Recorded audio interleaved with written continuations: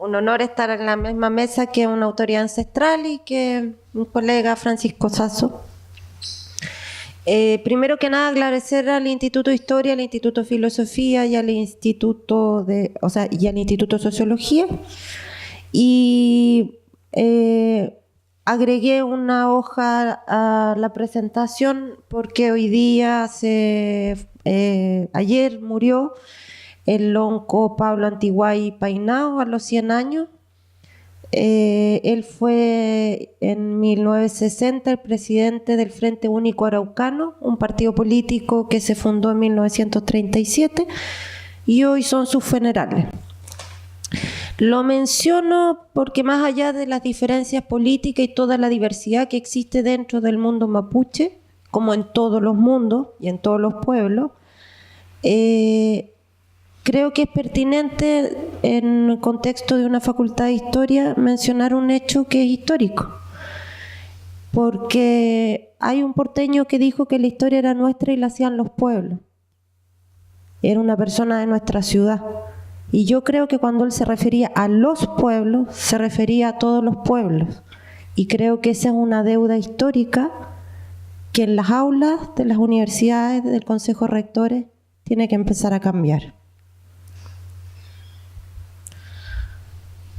Entonces voy a hablar de cognición y quería plantear unos temas que son importantes para la lingüística, que es mi área. Yo soy doctora en lingüística, ciencia del lenguaje,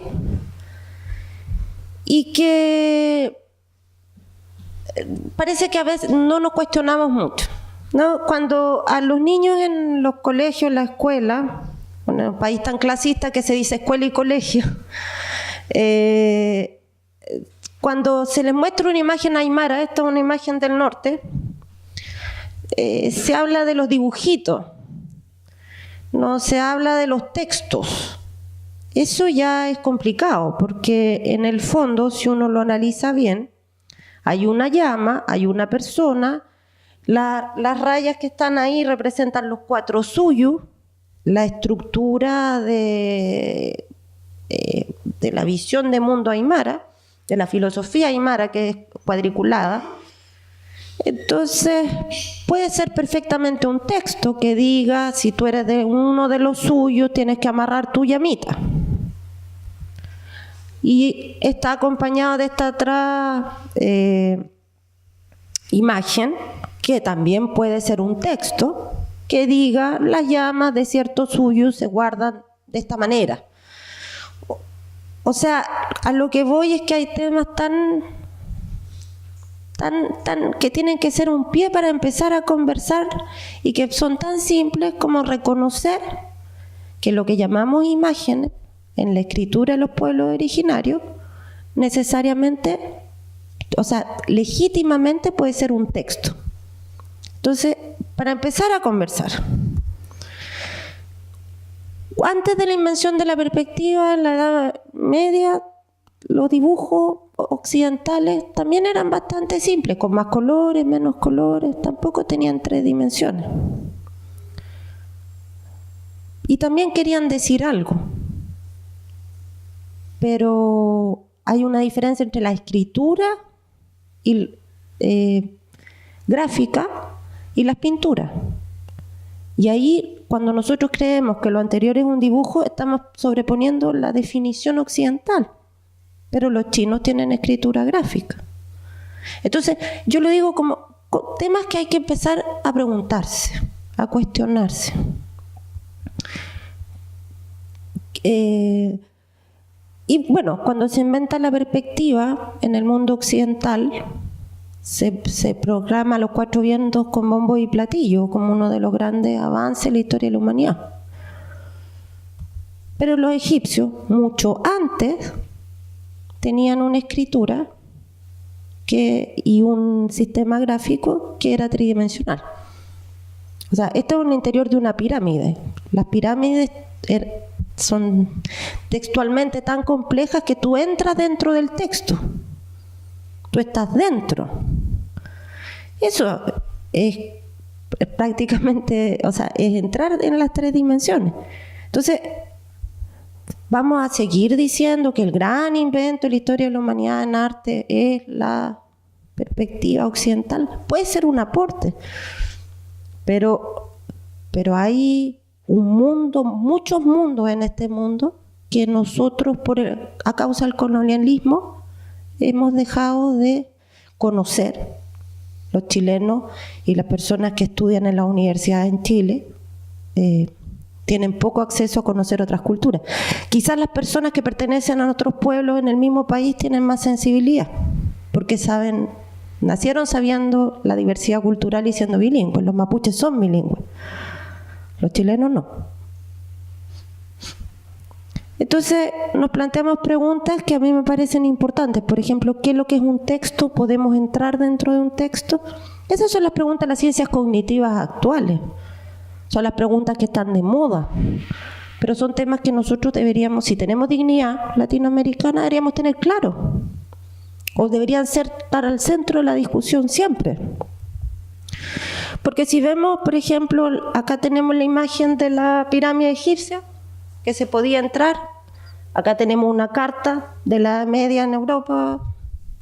Y ahí tenemos Facebook, que es como la mezcla. Puedo entrar a Facebook, pero es como entre carta y un espacio que se entra, metafóricamente hablando. Entonces, si uno le da un poco más vuelta a la cosa, las nuevas tecnologías no son tan impresionantes comparadas con los desarrollos tecnológicos de las culturas originarias en muchas partes del mundo. Son importantes para el mundo occidental. Y ahí nos topamos con diferencias cognitivas claras, que desde la ciencia del lenguaje son un aporte a las ciencias cognitivas,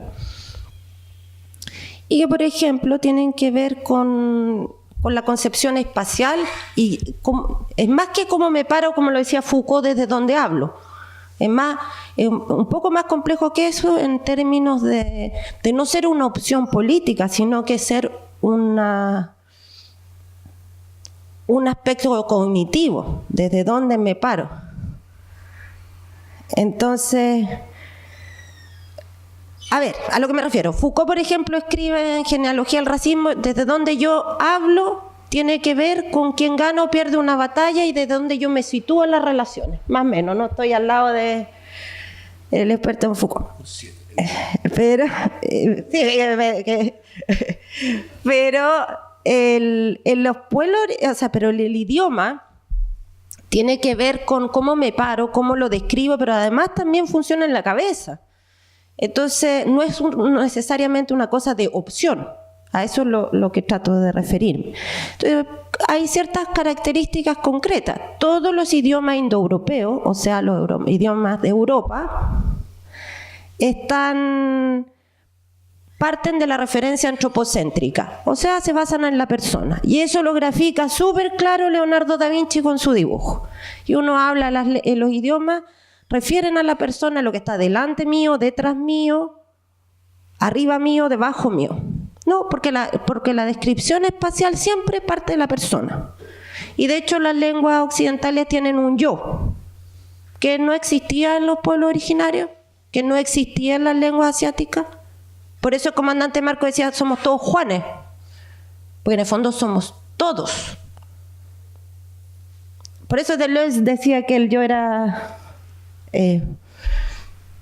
¿cuál era la palabra que usaba? Fascista. Poco categórico. Entonces, los pueblos originarios, al revés, su descripción espacial, los pueblos originarios polinésicos y la lengua amerindia, todos se describen desde la cardinalidad, desde dónde estoy yo en el espacio, desde dónde estoy yo en el cosmos. O sea, entonces uno empieza a entender que la persona no es lo central, lejos de eso, lo central es la naturaleza y es cómo todos nos posicionamos dentro de ella, es sagrada. Y ahí está la gran diferencia entre las lenguas de los que nos colonizaron y las del resto del mundo, más o menos, ¿no? De toda Asia y de toda Polinesia y que de toda América, que tiene que ver con que una lengua se posiciona desde la persona, y las otras familias de lengua se posicionan desde yo en el entorno. Y eso es un aporte de las investigaciones lingüísticas a darnos cuenta de lo que es la diversidad cultural realmente.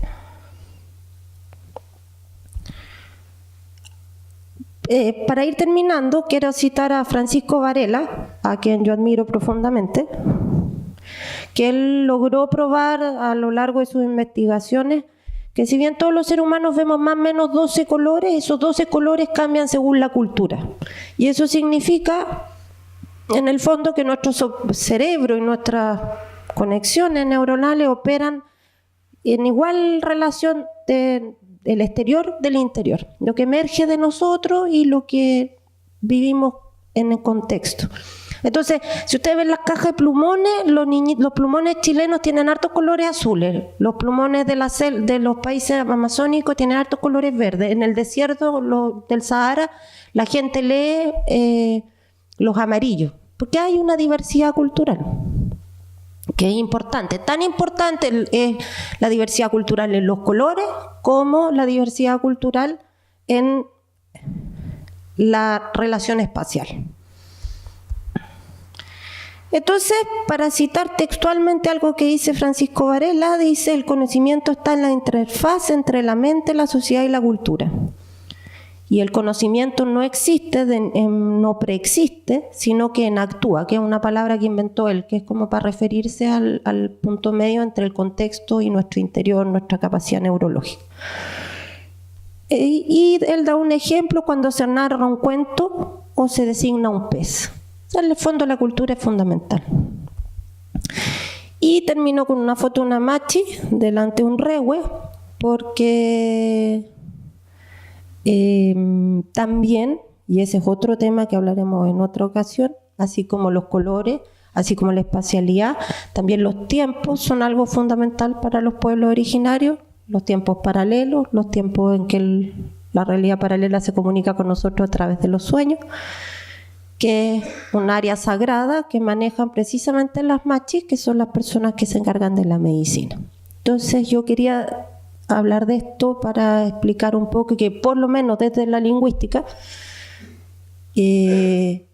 las diferencias son interesantes de estudiar y nos enseñan que el cerebro humano da para mucho y que bueno, desconocer todo esto es perdemos nosotros, digamos, los que lo desconocemos. Eso.